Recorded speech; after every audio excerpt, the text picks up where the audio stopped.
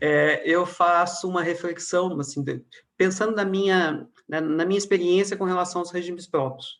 Quando, então, auditor fiscal, fui me direcionar para essa área da fiscalização dos regimes próprios.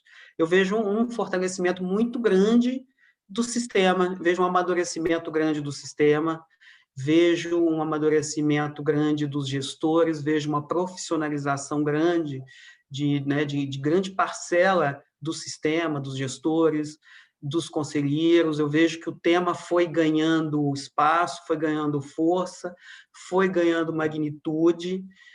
Essa magnitude explodiu, né, vamos dizer assim, com a emenda 103. Então, eu vejo um caminhar no sentido de um crescimento do sistema. Isso, quando eu lembro das minhas auditorias, quando eu conversava participava de alguma reunião de conselho, quando eu participava de reunião lá com dirigente de um regime, com prefeitos, lá nas minhas auditorias. Então, me lembro que era um assunto novo, né? As pessoas não sabiam atuar, tem que fazer avaliação, tem política de investimentos. Me lembro várias reuniões assim que era um trabalho ainda de formação. E hoje o sistema, vejo o sistema está mais robusto, mais profissional, e todas as nossas normas têm caminhado para isso, para profissionalização, incentivo à melhoria da gestão, a profissionalização. Então, acho, e vi da sua fala também, que é um dos itens, inclusive, que a gente quer aprimorar ainda mais na minuta da LRP, dar essa blindagem para o sistema, dar essa blindagem para o gestor, tipo, deixar claro que a responsabilidade previdenciária não é só lá do gestor, do presidente do instituto. A responsabilidade previdenciária, ela parte do ente nessa visão, né? Uma visão mais integral ali, ela começa na visão do seu mandatário, né, do seu governador, do seu prefeito. Então, vejo isso, né, é um dos pontos, inclusive, que a gente vai aprimorar na nossa norma. Então, o que a gente vislumbra? Continuando aquela fala, a emenda 103 foi uma proposta que deu essa maturidade, essa autonomia para os entes. Não era a nossa proposta. Nós, enquanto Secretaria de Previdência, enquanto governo federal, enxergávamos pela necessidade da uniformidade do sistema, das regras dos sistemas, dos servidores. A emenda 103 quebra um paradigma constitucional. Então, há a quebra desse paradigma e ela nos faz refletir, nos faz redirecionar nossas ações e, por outro lado, ela tem uma, como se fosse, como se ela tivesse, a emenda, você falou da capitalização, dos grandes problemas que a gente tem e que ainda temos, né, de entes que não conseguem capitalizar os seus regimes, formar as reservas garantidoras ou parte das reservas, muitos entes ainda em repartição.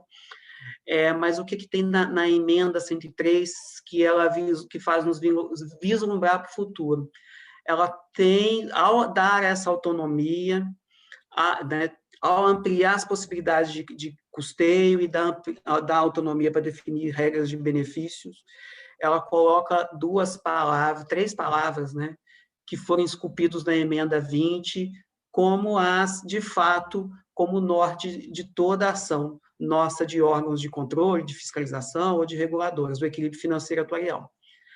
A partir da emenda 103, ela teve o cuidado, né, foi proposto nesse caso e foi aceito lá pelo Constituinte Reformador, até que a gente definisse, era necessário até definir o que é equilíbrio financeiro atuarial, dada toda essa complexidade que a gente tem na federação, das judicializações que ocorrem, a gente já teve que fazer um artigo lá na emenda, um parágrafo no artigo 9º, definindo o que é equilíbrio atuarial, para que a gente pudesse cobrar o equilíbrio financeiro atuarial. Então, o que a gente vislumbra?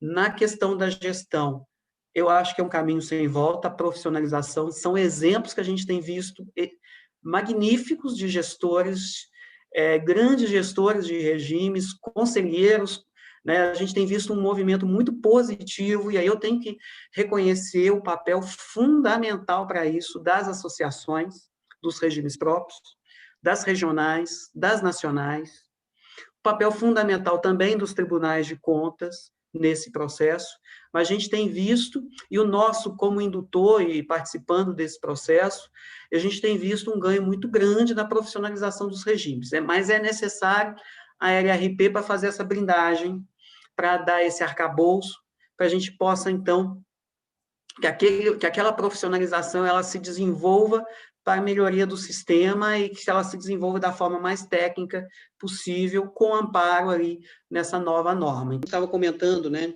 O que a gente enxerga a Previdência daqui a 5, 10 anos?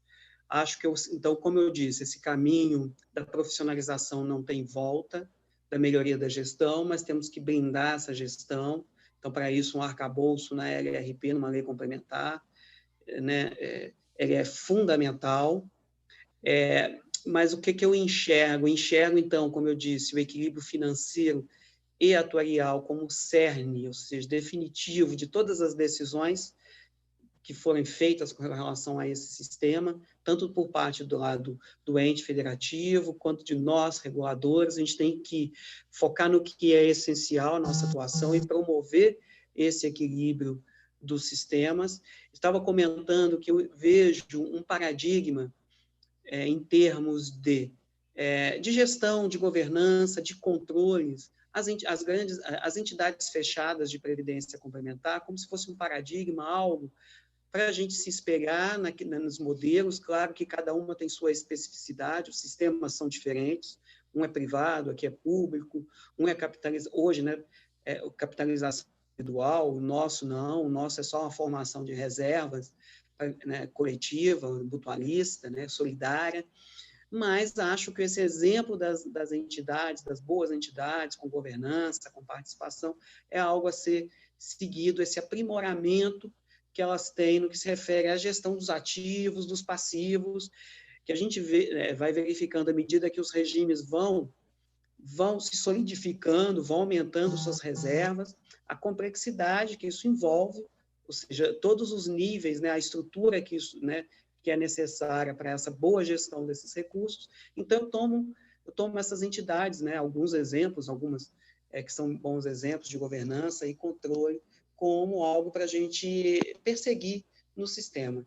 Mas como eu vejo os sistemas daqui a alguns anos, eu vejo o sistema ainda mais maduro, mas nós temos que vencer grandes desafios. E o grande desafio que eu acho que está imposto agora é o desafio da sustentabilidade por meio das reformas. Então, como que eu imagino os sistemas daqui a 5, 10 anos, todos terem feito a sua reforma previdenciária, estarmos caminhando para um outro, né, para um outro patamar, fazendo a sua reforma previdenciária.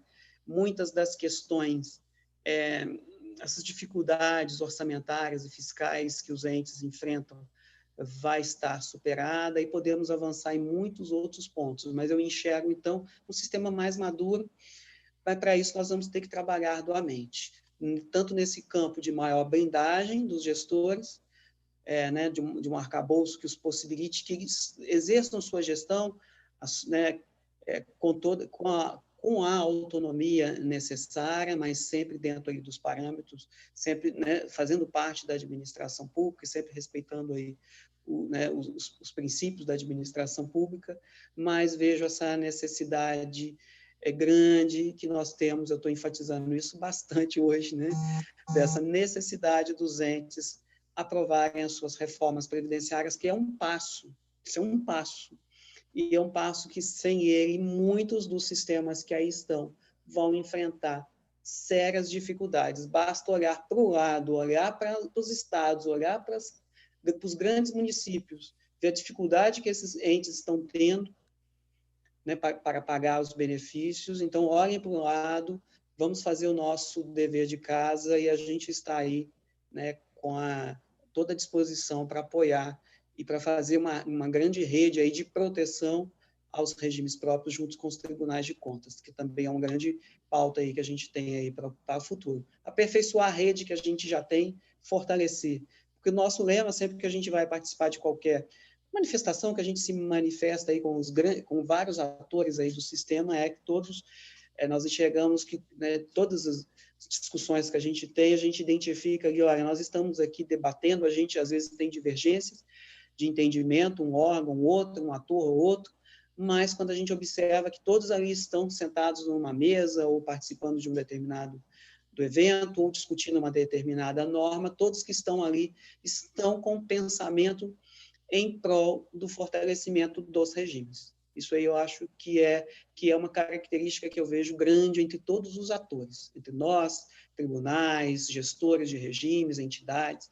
Eu vejo isso muito claro aí, né, nesse caminhar, nessa junção, né, em prol do fortalecimento dos regimes. Então, um agradecimento aí, Ricardo, pelo espaço. Muito obrigado aí. Alex Albert Rodrigues, subsecretário de RPPS da Secretaria de Previdência e Trabalho do Ministério da Economia. Eu é que agradeço, valiosíssimas as tuas informações, ensinamentos e reflexões. A Rede Previdência fica aberta, né, as portas abertas para você sempre que você quiser, sempre que você... E já estou aqui pensando, enquanto você falava, eu já pensava em várias outras entrevistas que eu preciso fazer contigo.